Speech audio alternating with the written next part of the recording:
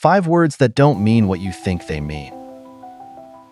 You keep using that word, Inigo Montoya says to Vizzini in The Princess Bride. I do not think it means what you think it means. The word that Vizzini so frequently misuses in the film is inconceivable. But it's not hard to imagine. Other words that hold different meanings for different people. Meanings that may even be contradictory, literally so. Of course, it's not unusual for word meanings to change over time.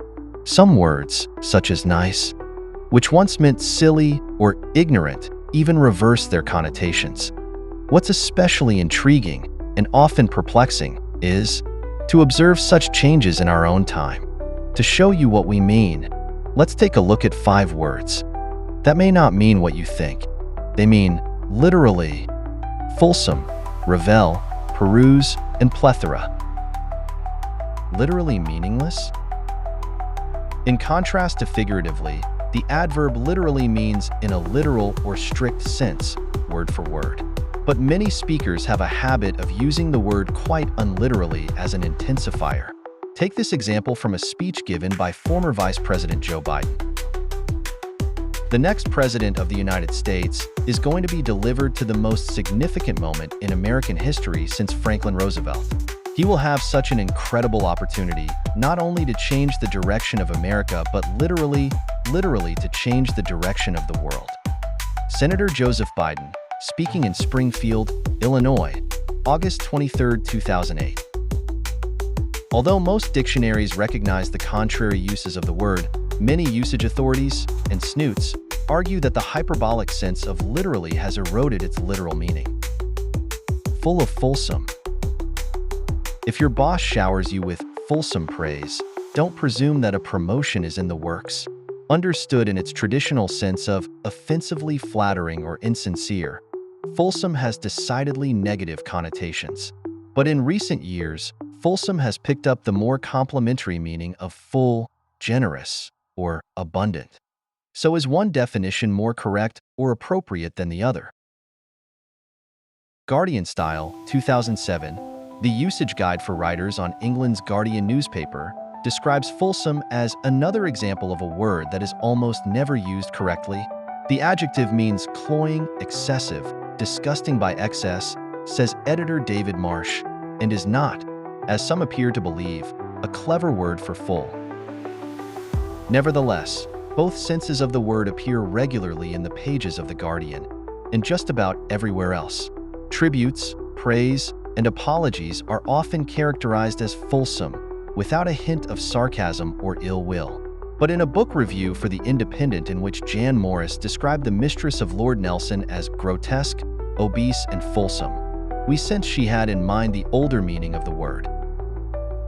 Having it both ways can lead to confusion. When an economics reporter for Time magazine recalls fulsome times, does he simply mean a prosperous era, or is he passing judgment on an age of self-indulgent excess? As for the New York Times writer who gushed over a building with great banks of metal windows, set in a rich screen of glazed terracotta, particularly fulsome on the second floor, exactly what he meant is anybody's guess. Unraveling the meaning of raveling. If the verb unravel means to unknot, unscramble, or untangle, it's only logical to assume that revel must mean the opposite, to tangle or complicate, right?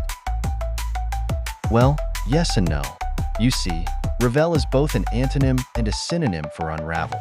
Derived from the Dutch word for a loose thread, revel can mean either to tangle or untangle, to complicate or clarify. That makes revel an example of a Janus word, a word, like sanction or wear, that has opposite or contradictory meanings. And that probably helps to explain why revel is so rarely used. You never know if it's coming together or falling apart. Perusing a new Janus word. Another Janus word is the verb peruse. Since the Middle Ages, peruse has meant to read or examine, usually with great care. Perusing a document means studying it carefully. Then a funny thing happened.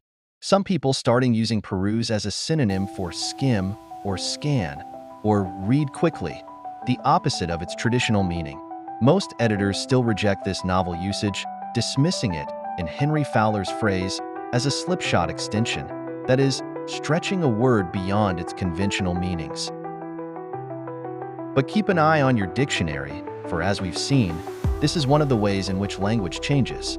If enough people continue to stretch the meaning of peruse, the inverted definition may eventually supplant the traditional one. A plethora of piñatas.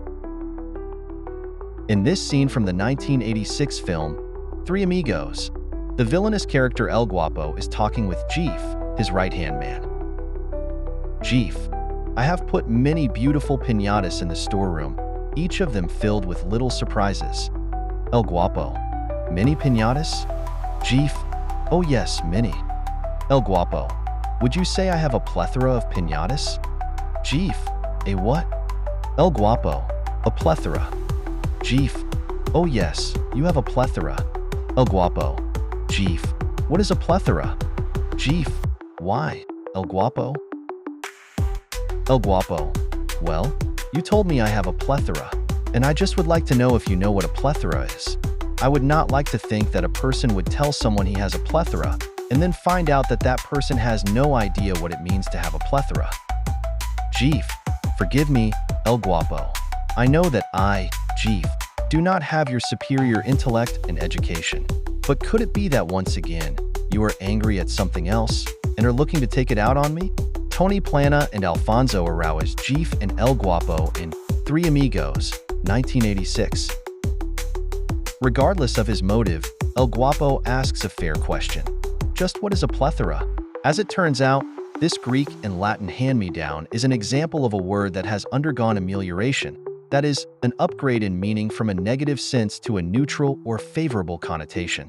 At one time, plethora meant an overabundance or unhealthy excess of something, too many piñatas. Now it's commonly used as a non-judgmental synonym for a large quantity, a lot of piñatas. Please like, share, subscribe.